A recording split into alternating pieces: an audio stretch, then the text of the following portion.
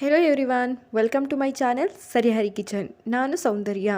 ಇವತ್ತಿನ ವಿಡಿಯೋದಲ್ಲಿ ಸಂಜೆ ಟೀ ಟೈಮ್ಗಾಗಿರ್ಬೋದು ಅಥವಾ ತಿನ್ನೋಕ್ಕೆ ಏನಾದರೂ ಕ್ರೇವಿಂಗ್ ಆಗ್ತಿದೆ ಅಂದಾಗ ತುಂಬಾ ಕ್ರಿಸ್ಪಿಯಾಗಿ ಮಾಡ್ಕೊಳ್ಳೋ ಅಂಥ ಒಂದು ಸ್ನ್ಯಾಕ್ಸ್ ರೆಸಿಪಿನ ತೋರಿಸ್ಕೊಡ್ತಾ ಇದ್ದೀನಿ. ಈಸಿಯಾಗಿ ಮಾಡ್ಕೊಳ್ಬೋದು. ಬನ್ನಿ ಹೇಗೆ ಮಾಡೋದು ಅಂತ ಹೇಳ್ಬಿಟ್ಟು ನೋಡೋಣ. ಮೊದಲಿಗೆ ಇಲ್ಲಿ ಒಂದು ಕುಕ್ಕರ್ಗೆ 2 ಆಲೂಗೆಡ್ಡೆನ ನಾನು ಈ ರೀತಿಯಾಗಿ ಕಟ್ ಮಾಡಿಬಿಟ್ಟು ಸೇರಿಸ್ಕೊಳ್ತಾ ಇದ್ದೀನಿ. ಇದಕ್ಕೆ ಮುಳುಗುವಷ್ಟು ನೀರನ್ನು ಹಾಕಿ ಒಂದು 2ರಿಂದ 3 ವಿಷಲ್ ಹಾಕಿಸ್ಕೊಳ್ಬೇಕಾಗುತ್ತೆ. ಅಷ್ಟೇ ಸಾಕು, ತುಂಬ ಹಾಕಿಸ್ಕೊಳ್ಬಾರ್ದು. ನಂತರ ಇಲ್ಲಿ 1 ಕಪ್ಪಷ್ಟು ಅವಲಕ್ಕಿನ ತೊಗೊಂಡಿದ್ದೀನಿ. ಈ ಅವಲಕ್ಕಿನ ಒಂದು ಸಲ ನೀರಲ್ಲಿ ತೊಳೆದ್ಬಿಟ್ಟು ಒಂದು 5ರಿಂದ 10 ನಿಮಿಷ ರೆಸ್ಟ್ ಮಾಡಲಿಕ್ಕೆ ಬಿಡಬೇಕಾಗುತ್ತೆ. ನೋಡಿ, ಈಗ ನಾನು ತಗೊಂಡಿರೋವಂಥ ಅವಲಕ್ಕಿನ ಒಂದು ಬೌಲ್ಗೆ ಸೇರಿಸ್ಕೊಂಡಿದ್ದೀನಿ. ಇದಕ್ಕೆ ನೀರನ್ನು ಹಾಕಿಬಿಟ್ಟು 1-2 ಸತಿ ಚೆನ್ನಾಗಿ ವಾಶ್ ಮಾಡ್ಕೊಳ್ಬೇಕಾಗುತ್ತೆ. ವಾಶ್ ಮಾಡ್ಕೊಂಡಿದ್ದಾದ ನಂತರ ಇದಕ್ಕೆ ಒಂದು ಪ್ಲೇಟ್ನ ಕ್ಲೋಸ್ ಮಾಡಿಬಿಟ್ಟು ಒಂದು 5 ನಿಮಿಷ ನೆನೆಯಲಿಕ್ಕೆ ಬಿಡ್ತಾ ಇದ್ದೀನಿ. ನೋಡಿ, ಇವಾಗ ಇದಕ್ಕೆ ಒಂದು ಪ್ಲೇಟ್ನ ಕ್ಲೋಸ್ ಮಾಡಿಬಿಟ್ಟು ಒಂದು 5 ನಿಮಿಷ ನೆನೆಯೋಕ್ಕೆ ಬಿಡೋಣ. ನೀರು ಹಾಕಿ ಅಲ್ಲ, ಜಸ್ಟ್ ತೊಳೆದ್ಬಿಟ್ಟು ಆ ನೀರನ್ನ ಬಸ್ತಿಡಬೇಕು. ನೋಡಿ, ಒಂದು 5 ನಿಮಿಷ ಆದಮೇಲೆ ಚೆನ್ನಾಗಿ ನೆಂದಿದೆ. ಈ ರೀತಿಯಾಗಿ ಸಾಫ್ಟಾಗಿ ಆಗಬೇಕು ಅನ್ನದ ಥರ. ಆಗ ನೆಂದಿರೋ ಅಂಥದ್ದನ್ನು ಸ್ವಲ್ಪ ಕೈಯಲ್ಲಿ ಈ ರೀತಿಯಾಗಿ ಪ್ರೆಸ್ ಮಾಡ್ಕೊಳ್ಬೇಕಾಗುತ್ತೆ. ಸಾಫ್ಟ್ ಇರೋದ್ರಿಂದ ಬೇಗ ಈ ರೀತಿ ಪ್ರೆಸ್ ಮಾಡಿದ ತಕ್ಷಣ ಪ್ರೆಸ್ ಆಗಿಬಿಡುತ್ತೆ. ನಂತರ ಇದನ್ನು ಒಂದು ಬೌಲ್ಗೆ ಟ್ರಾನ್ಸ್ಫರ್ ಮಾಡ್ಕೊಳ್ಬೇಕಾಗುತ್ತೆ. ಮಾಡ್ಕೊಂಡಿದ್ದಾದ ನಂತರ ನಾನು ಬೇಯಿಸ್ಕೊಂಡಿರೋಂಥ ಆಲೂಗಡ್ಡೆಲಿರೋ ಸಿಪ್ಪೆ ತೆಗೆದ್ಬಿಟ್ಟು ಇದನ್ನು ಈ ರೀತಿಯಾಗಿ ತುರ್ಕೊಳ್ಬೇಕು. ಕೈಲೇ ಕಲಿಸ್ಕೊಳ್ಬೋದು. ಸ್ವಲ್ಪ ಗಟ್ಟಿ ಸಿಕ್ಕಿದ್ರೆ ಚೆನ್ನಾಗೋದಿಲ್ಲ ಅಂತ ಹೇಳ್ಬಿಟ್ಟು ಈ ರೀತಿಯಾಗಿ ತುರ್ಕೊಳ್ತಾ ಇದ್ದೀನಿ. ನೋಡಿ, ಈ ರೀತಿಯಾಗಿ ಎಲ್ಲ ಆಲೂಗೆಡ್ಡೆ ತುರ್ಕೊಂಡಿದ್ದಾದ ನಂತರ ಒಂದು ಅರ್ಧ ಟೀ ಸ್ಪೂನಷ್ಟು ಶುಂಠಿ ಬೆಳ್ಳುಳ್ಳಿ ಪೇಸ್ಟು, ಹಾಗೆ ಒಂದು ಸ್ಮಾಲ್ ಸೈಜ್ದು ಈರುಳ್ಳಿ, ಸ್ವಲ್ಪ ಕೊತ್ತಂಬರಿ, ಒಂದು ಅರ್ಧ ಟೀ ಸ್ಪೂನಷ್ಟು ಜೀರಿಗೆ, ಒಂದು ಹಸಿಮೆಣ್ಸಿಕಾಯಿನ ಸಣ್ಣದಾಗಿ ಕಟ್ ಮಾಡಿ ಸೇರಿಸ್ಕೊಳ್ತಾ ಇದ್ದೀನಿ. ನಂತರ ರುಚಿಗೆ ತಕ್ಕಷ್ಟು ಉಪ್ಪು, ಒಂದು ಅರ್ಧ ಟೀ ಸ್ಪೂನಷ್ಟು ರೆಡ್ ಚಿಲ್ಲಿ ಪೌಡರ್, ಹಾಗೆ ಒಂದು 1/4 ಟೀ ಸ್ಪೂನ್ ಆಗೋಷ್ಟು ಚಾಟ್ ಮಸಾಲ ಹಾಕ್ಕೊಳ್ತಾ ಇದ್ದೀನಿ. ಇದಿಷ್ಟನ್ನು ಹಾಕ್ಕೊಂಡು ಚೆನ್ನಾಗಿ ಮಿಕ್ಸ್ ಮಾಡಿಕೊಂಡು ಮಿತ್ಕೊಳ್ಬೇಕಾಗುತ್ತೆ. ಚಾಟ್ ಮಸಾಲ ಇತ್ತಿಲ್ಲ ಅಂತ ಅಂದರೆ ನೀವು ಗರಂ ಮಸಾಲ ಕೂಡ ಹಾಕ್ಕೊಳ್ಬೋದು. ನೋಡಿ, ಈ ರೀತಿಯಾಗಿ ಚೆನ್ನಾಗಿ ಒಂದ್ಸಲ ನೀಟಾಗಿ ಮಿತ್ಕೊಳ್ಬೇಕಾಗುತ್ತೆ. ಮಿತ್ಕೊಂಡಿದ್ದಾದ ನಂತರ ನಾವು ಇದನ್ನು ಉಂಡೆಗಳ ಶೇಪಲ್ಲಿ ಮಾಡ್ಕೊಳ್ಬೇಕು. ನೋಡಿ, ನಿಮಗೆ ಯಾವ ಸೈಜಲ್ಲಿ ಬೇಕು ನೋಡಿಬಿಟ್ಟು ಉಂಡೆನ ತಗೊಳ್ಬೇಕಾಗುತ್ತೆ. ನಾವು ದೊಡ್ಡದಾಗಾದರೂ ಮಾಡ್ಕೊಳ್ಬೋದು ಅಥವಾ ಪುಟಾಣಿಯಾಗಾದರೂ ಮಾಡ್ಕೊಳ್ಬೋದು.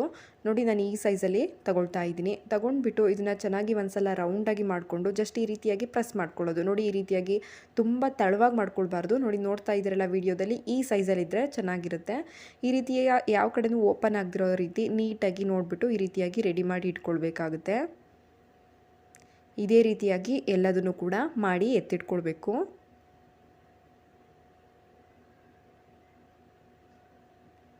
ನೋಡಿ, ಈ ಸೈಜಲ್ಲಿ ನಾನು ಎಲ್ಲದನ್ನು ಕೂಡ ಮಾಡ್ಕೊಂಡಿದ್ದೀನಿ. ನಂತರ ಇವಾಗ ಇದನ್ನು ಒಂದು ಪಕ್ಕಕ್ಕೆ ಇಟ್ಕೊಳ್ಳೋಣ. ಇಲ್ಲಿ ಒಂದು 2ರಿಂದ 3 ಟೇಬಲ್ ಸ್ಪೂನ್ ಆಗೋವಷ್ಟು ಕಾರ್ನ್ಫ್ಲೋರ್ನ ತಗೊಳ್ಬೇಕಾಗುತ್ತೆ. ಕಾರ್ನ್ಫ್ಲೋರ್ ಇಲ್ಲ ಅಂತ ಅಂದರೆ ಮೈದಾ ಕೂಡ ಯೂಸ್ ಮಾಡ್ಬೋದು. ಇದಕ್ಕೆ ಒಂದು ಸ್ವಲ್ಪ ನೀರನ್ನು ಹಾಕಿ ನೀಟಾಗಿ ಮಿಕ್ಸ್ ಮಾಡಿ ತೆಕ್ಕೊಳ್ಬೇಕು. ಗಂಟಿಲ್ದಿರೋ ರೀತಿ ನೀಟಾಗಿ ಒಂದ್ಸಲ ಮಿಕ್ಸ್ ಮಾಡ್ಕೊಳ್ಬೇಕಾಗುತ್ತೆ. ಮಿಕ್ಸ್ ಮಾಡ್ಕೊಂಡಿದ್ದಾದಮೇಲೆ ಇದನ್ನು ಕೂಡ ಸಪ್ರೇಟಾಗಿ ಎತ್ತಿಟ್ಕೊಳ್ಬೇಕು.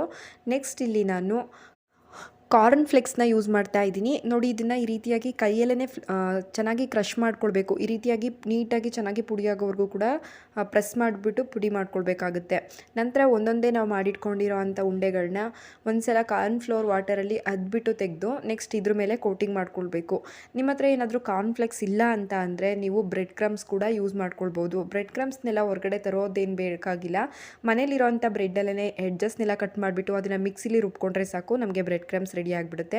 ನೋಡಿ, ಈ ರೀತಿಯಾಗಿ ಚೆನ್ನಾಗಿ ನಾವು ತಗೊಂಡಿರೋವಂಥ ಕಾರ್ನ್ಫ್ಲೆಕ್ಸ್ ಪುಡಿನಲ್ಲಿ ನೀಟಾಗಿ ಕೋಟಿಂಗ್ ಮಾಡ್ಕೊಳ್ಬೇಕು. ಈ ರೆಸಿಪಿಲಿ ಏನು ಮೇಯ್ನು ನಮಗೆ ಟೇಸ್ಟ್ ಕೊಡೋದು ಅಂದರೆ ಈ ಕಾರ್ನ್ಫ್ಲೆಕ್ಸ್ನ ಈ ರೀತಿಯಾಗಿ ಅದ್ದಿ ಮಾಡ್ತೀವಲ್ಲ, ಇದ್ರದ್ದೊಂದು ಡಿಫ್ರೆಂಟ್ ಟೇಸ್ಟ್ ಇರುತ್ತೆ ಅಂತಲೇ ಹೇಳ್ಬೋದು.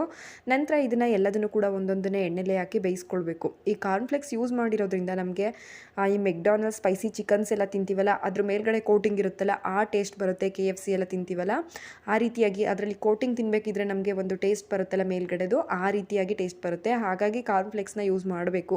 ಅದಿಲ್ಲ ಅಂತ ಅಂದರೆ ಪರವಾಗಿಲ್ಲ, ಬ್ರೆಡ್ ಕ್ರಮ್ಸ್ನು ಕೂಡ ಯೂಸ್ ಮಾಡ್ಕೊಳ್ಬೋದು. ನೋಡಿ, ಈ ರೀತಿಯಾಗಿ ಹಾಕಿ ಎಲ್ಲದನ್ನು ಕೂಡ ತಿರುವಾಕೊಂಡು ನಾವು ಚೆನ್ನಾಗಿ ಕ್ರಿಸ್ಪಾಗೋವರೆಗೂ ಕೂಡ ಬೇಯಿಸ್ಕೊಳ್ಬೇಕಾಗುತ್ತೆ. ತುಂಬಾ ಸೂಪರಾಗಿ ಟೇಸ್ಟಿಯಾಗಿ ಬರುತ್ತೆ. ಕೇವಲ ಆಲೂಗಡ್ಡೆ ಹಾಗೆ ಅವಲಕ್ಕಿ ಇದ್ದರೆ ಸಾಕು, ಈ ರೀತಿಯಾಗಿರುವಂಥ ಸೂಪರ್ ಟೇಸ್ಟಿಯಾಗಿರುವಂಥ ಒಂದು ಸ್ನ್ಯಾಕ್ಸ್ನ ರೆಡಿ ಮಾಡ್ಕೊಳ್ಬೋದು. ಸಂಜೆ ಟೀ ಟೈಮ್ಗಂತೂ ತುಂಬಾ ಸೂಪರಾಗಿರುವಂಥ ಸ್ನ್ಯಾಕ್ಸ್ ಇದು ಅಂತಲೇ ಹೇಳ್ಬೋದು. ನೋಡಿದ್ರಲ್ಲ, ಈ ರೆಸಿಪಿ ವಿಡಿಯೋ ನಿಮ್ಗೆ ಇಷ್ಟ ಆಗಿದೆ ಅಂದ್ಕೊಳ್ತೀನಿ. ಇಷ್ಟ ಆಗಿದ್ದರೆ ಇನ್ನೂ ಯಾರೆಲ್ಲ ನನ್ನ ಚಾನಲ್ನ ಸಬ್ಸ್ಕ್ರೈಬ್ ಮಾಡದೇ ವಿಡಿಯೋ ನೋಡ್ತಾ ಇದ್ದೀರಾ ಪ್ಲೀಸ್ ಸಬ್ಸ್ಕ್ರೈಬ್ ಮಾಡ್ಕೊಳ್ಳಿ. ಹಾಗೆ ಪಕ್ಕದಲ್ಲಿರೋ ಬೆಲ್ ಬಟನ್ನ ಕ್ಲಿಕ್ ಮಾಡಿ ಆಲ್ ಅಂತ ಸೆಲೆಕ್ಟ್ ಮಾಡ್ಕೊಳ್ಳಿ. ಹಾಗೆ ಈ ವಿಡಿಯೋ ಇಷ್ಟ ಆಗಿದ್ದರೆ ಲೈಕ್, ಶೇರ್, ಕಮೆಂಟ್ ಮಾಡೋದನ್ನ ಮರಿಬೇಡಿ. Thank you for watching.